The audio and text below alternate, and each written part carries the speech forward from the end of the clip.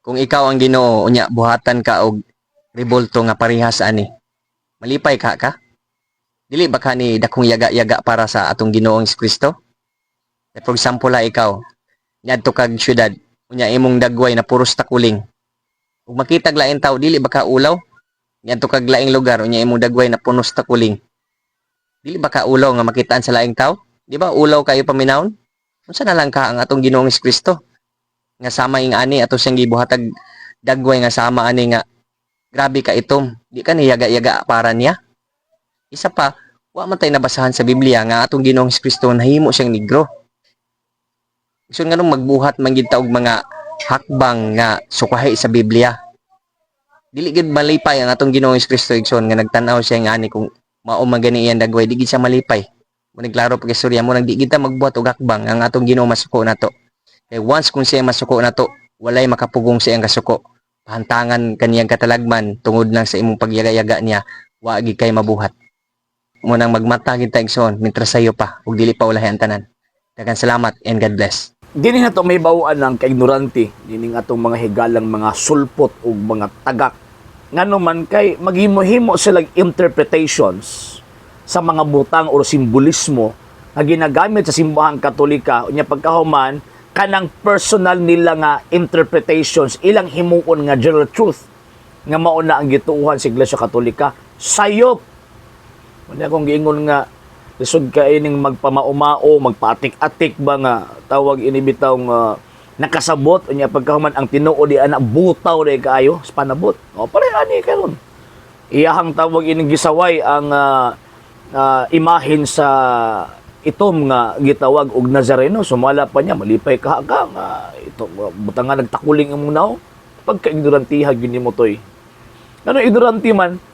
Sa magitakuling nga naa diha. Ito man ang akahong gigamit sa tawag ining artist sa pagportray niya sa Ginoong Jesucristo nga nag-antos sa kasakit. Kanang kaitong naanay theological meaning sa mga Katoliko. Unsa may theological meaning ana?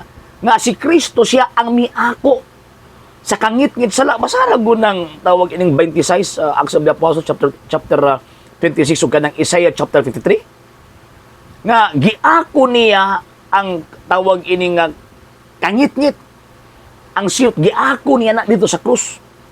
So kanang pagportray sa artist nga gihimo niyang itom ang tawag ining imahin ni Ginoong Jesucristo, pagpadayag ka na sa Christian faith nga si Kristo nagluwas.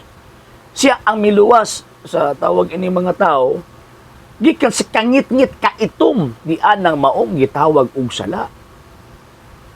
Karon siya malipay ka si Kristo nga himuon siyang tawag ining itom tabdara ba nga ingon ka ba nga malipay ka si Rizal nga gihimuan siya og rebulto nga bronze. So kay gihimuan man siya rebultong bronze or silver or puti na bronze o na silver si Rizal. Yabag. Dili ingon sige no ko puragaba ingon ana na kagamay ang inyong panabot. Ang mga artist na sila ginagamit ng mga materyales sa pagportray sa ilahang gustong iportray.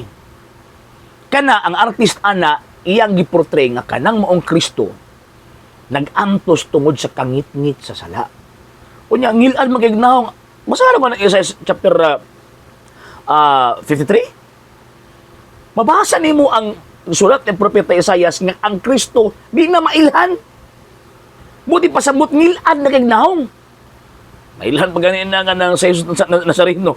How much mo i-portray gitong pag-antos Kristo? Di na nimo siya mailan. O ingon mo, nagabasa mong Biblia. Ingon mo, nakasabot mong Biblia. Ganun ka ng simpleng simbolismo, wala yung makasabot. Pagkayabaga. O napinapay lang itong mga bugal-bugal, negro nga, tawag yung Nazareno. Mo na mga tao ignorante. Ignorante na in terms of biblical and theological presentation concerning sa ginagamit na simbolismo sa simbahang Katoliko. Ang panabot mo sa Santa Iglesia Katolika Apostolika Roma, di pareha sa inyong panabot nga. Naslapa-lapa. So again, ang presentation sa Jesus nga Nazareno, kanang itom nga Jesus nga Nazareno, kanang makita nato agi na posisyon, dili na insulto kang Kristo. kung dili pagpadayag na pag-acknowledge na sa pag-anto sa gihimo ni Kristo para sa kangit-ngit sa sala nga nahiaguman or diha na ilalom ang tao. Ana, biblical ba na? Biblical. Sa unang giingon, nagamasa ba gituon mo og Biblia? Ano nga inyong panabot nga aramas yung lapalapa? Diyos, Ginoo ko ni mga tawhan na wala magkatawa ko ba? Mura ka na bitaw kung mangistorya ba? Mura magtinuod. Diba? Mangistorya magtinuod. So, mga mga igalag maigsoon man dito pailad ani mga sulpot kay kung mapailat na ni mga tagaka ni wa gyud ta. Ang atong kalag may impierno gyud. Sa hindi pa po nakapag-follow sa mga pages po natin, i-follow nyo po yung mga pages po natin, RJ Horolanciano II, TV Apolia Punto Argumento page, Kuya Apologies TV page, and RJ's Vlog 2022. And pwede rin po kayo mag-send po dyan ng Facebook stars. And also, sa atin po mga channels, sa hindi po nakapag-subscribe, i-subscribe po ninyo yung mga channels natin, The Lay Catholic, Apologies International Official, RJ Sano II TV, Kuya Apologies TV, and Barrio Kawayan Religious Forum.